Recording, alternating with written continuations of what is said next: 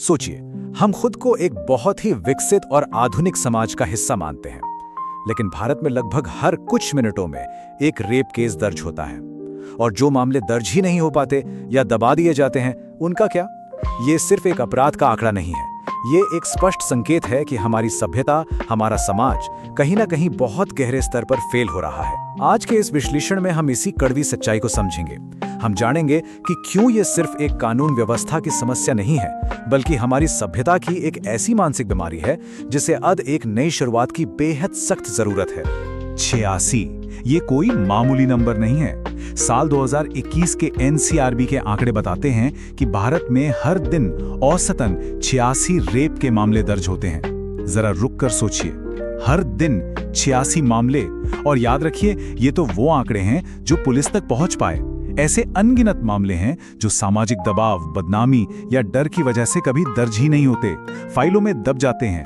उनकी असली संख्या क्या होगी, इसका अंदाजा लगाना भी डरावना है।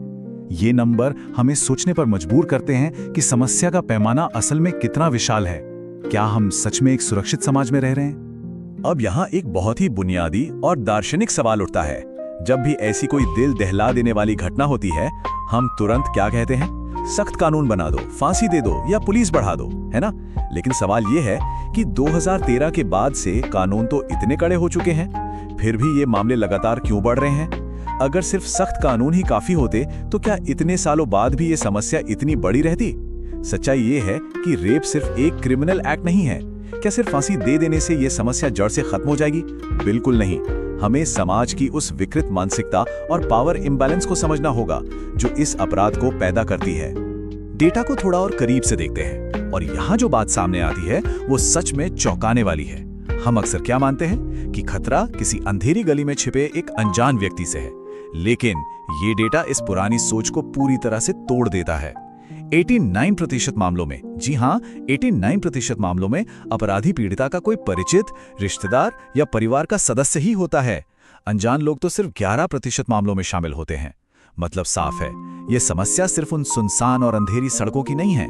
ये समस्या हमारे घरों के अंदर, हमारी मानसिकता और हमारे सामाजिक ढांचे में पनप रही है।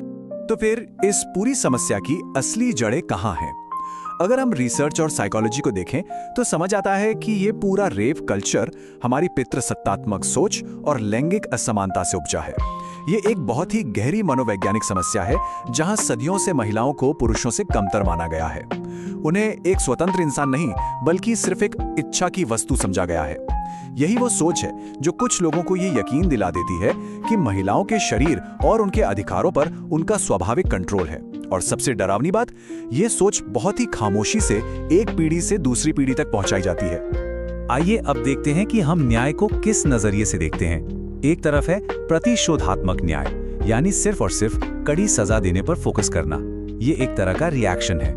दूसरी तरफ है मूल कारण दृष्टिकोण, जो इस अपराध की जड़ यानी सामाजिक और प्रणालीगत बदलाव पर फोकस करता है। देखिए, सजा देना बेशक बहुत जरूरी है, लेकिन अगर हम सिर्फ सजा के भरोसे बैठे रहेंगे तो उस गहरी सोच और अवचेतन मन की हिंसा को कभी नहीं मिटा पाएंगे जो इस अपराध को जन्म देती है। कानून लोगों में डर तो पैदा कर सकता है, लेकिन किसी इंसान का व्यवहार, वो तो गहरे संस्कार और सही समझ ही बदल सकते हैं। इस पूरी डिबेट को ये एक लाइन बिल्कुल साफ कर देती है। मृत्यु दंड पर बहुत ज्यादा ध्यान देना समाज को व्यापक सामाजिक बदलाव की जरूरत से भटका सकता है। बात थोड़ी कड़वी है, लेकिन सच है।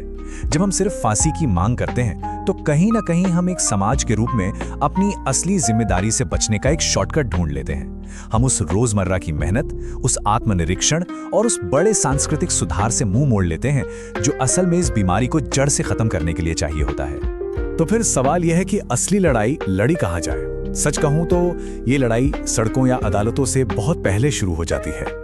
ये लड़ाई शुरू होती है हमारे घरों में, हमारी रोजमर्रा की भाषा में, दोस्तों के बीच होने वाले उन कैजुअल मजाक में, हमारी फिल्मों में और सबसे ज्यादा बचपन में। मनोविज्ञान हमें बताता है कि इंसान का अवचेतन मन बचपन में सबसे तेजी से आकार लेता है। जो विकृत मानसिकता और भावनात्मक अपरिपक्वता बाद में जाकर एक भयानक अपराध का रूप ले लेती है, उसके बीज बहुत पहले ही बो दिए जाते हैं जब एक बच्चा अपने आसपास की दुनिया को देखकर और सुनकर सीख रहा होता है। जरा अपनी रोजमर्रा की जिंदगी पर गौर कीजिए। हमारे आसपास ऐसी कई चीजें हैं जो चुपचाप बच्चों के दिमाग में टॉक्सिक मैस्कुलिनिटी और महिलाओं को एक वस्तु समझने की सोच को बढ़ावा देती हैं। फिल्मों में वो आइटम नंबर्स देख लीजिए जो महिलाओं को महज एक प्रोडक्ट बनाकर पेश करते हैं। टीवी के वो विज्ञापन जो ये तय कर देते हैं कि घर और रसोई का काम सिर्फ महिला का है। और तो और बच्चों के खिलौने भी। अगर बचपन से ही महिलाओं के प्रति ये दोहरे मापदंड बच्चों को बिल्कुल सामान्य लगने लगे तो यकीन मानिए यही पैटर्न बड़े होकर एक बहुत ही घातक व्यवहार बन जाते हैं। यहीं पर हमारे समाज का एक बहुत बड़ा खोखलापन सामने आता है। एक समाज के रूप में हम कई चीजें सिखाने में तो बहुत सफल रहे, जैसे कौन सा खाना कब खाना है, रीति रिवाज कैसे निभाने हैं, और सबसे बड़ा डर लोग क्या कहेंगे। लेकिन हम क्या भूल गए? हमने सहमति यानी कंसेंट के बारे में बात ही नहीं की। हमने सहानुभूति और मानवीय गरिमा की शिक्षा नहीं दी। क्या हमने उतनी गंभीरता से ये सिखाया कि दूसरे इंसान का सम्मान कैसे किया जाता है, या ये कि स्त्री कोई वस्तु नहीं बल्कि एक जीती जागती चेतना है? शायद नहीं। हमारे पारिवारिक ढांचे की एक और कड़वी सच्चाई है महिलाओं को पुरुषों के अधीन रखने की धारणा। ये विचार कि महिलाओं का अस्तित्व सिर्फ पुरुषों की सेवा करने के लिए है हमारे समाज में इतना गहरा बसा हुआ है कि इसे एकदम नॉर्मल मान लिया गया है। जब घरेलू काम और इज्जत के नाम पर बचपन से ही घर के लड़कों या पुरुषों के वर्चस्व को सही ठहराया जाता है तो आप खुद सोचिए हिंसा और असमानता को पनपने के लिए इससे अच्छी उपजाऊ जमीन और क्या मिलेगी। खिलौनों का ही उदाहरण ले लीजिए, इससे समझ आएगा कि ये कंडीशनिंग कितनी जल्दी शुरू हो जाती है।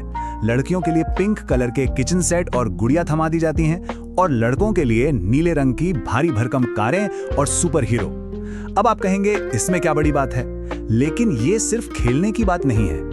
ये बचपन से ही उनके दिमाग में शक्ति और पावर का बंटवारा कर रहा है। ये बच्चों के अवचेतन मन को बता रहा है कि भविष्य में समाज उनसे क्या उम्मीद करता है और डिसीजन लेने की असली पावर किसके हाथ में रहने वाली है। और जब यही बच्चे थोड़े बड़े होते हैं तो हमारा मीडिया इस कंडीशनिंग को बिल्कुल पक्का कर देता है। भारतीय सिनेमा में आइटम नंबर का धड़ल्ले से इस्तेमाल इसका एक बहुत बड़ा उदाहरण है। ये हमारी युवा पीढ़ी को सीधा सीधा संदेश देता है कि एक महिला की सबसे बड़ी वैल्यू उसकी शारीरिक बनावट में है और उसका शरीर मुख्य रूप से पुरुषों के उपभोग के लिए है। ये सोच महिलाओं को एक इंसान के दर्जे से गिराकर सिर्फ एक चीज बना देती है और एक समाज की मानसिकता के लिए इससे ज्यादा विनाशकारी कुछ नहीं हो सकता। एक नई सभ्यता की शुरुआत, द नॉर्डिक ब्लूप्रिंट। अब तक हमने इस सभ्यता की असफलता को गहराई से समझा, लेकिन हमें सिर्फ समस्या पर बात नहीं करनी है, हमें सिस्टमैटिक समाधान भी चाहिए। चलिए देखते हैं कि कैसे हम बचपन से ही एक नई शुरुआत कर सकते हैं। दुनिया के कुछ देशों ने, खासकर नॉर्डिक देशों ने, इस दिशा में बेहतरीन काम किया है। उनके एजुकेशन मॉडल ने मुख्य रूप से 3 बड़े कदम उठाए हैं।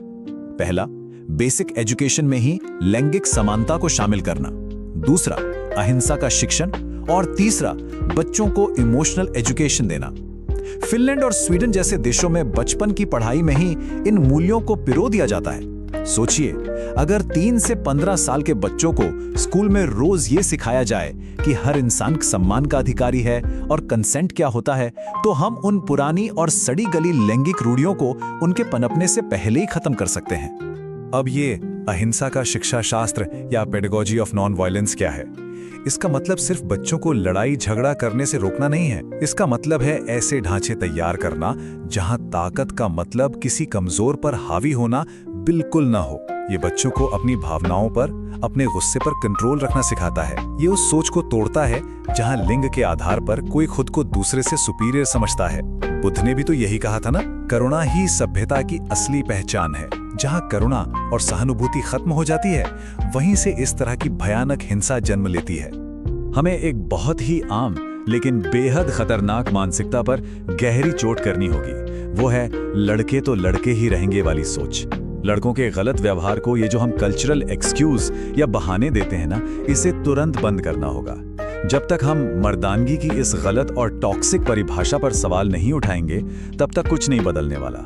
लड़कों को बचपन से ही सिखाना बहुत जरूरी है कि असली ताकत किसी को डराने या कंट्रोल करने में नहीं है, बल्कि रक्षा करने, दूसरों का दर्द समझने और हर इंसान को सम्मान देने में है।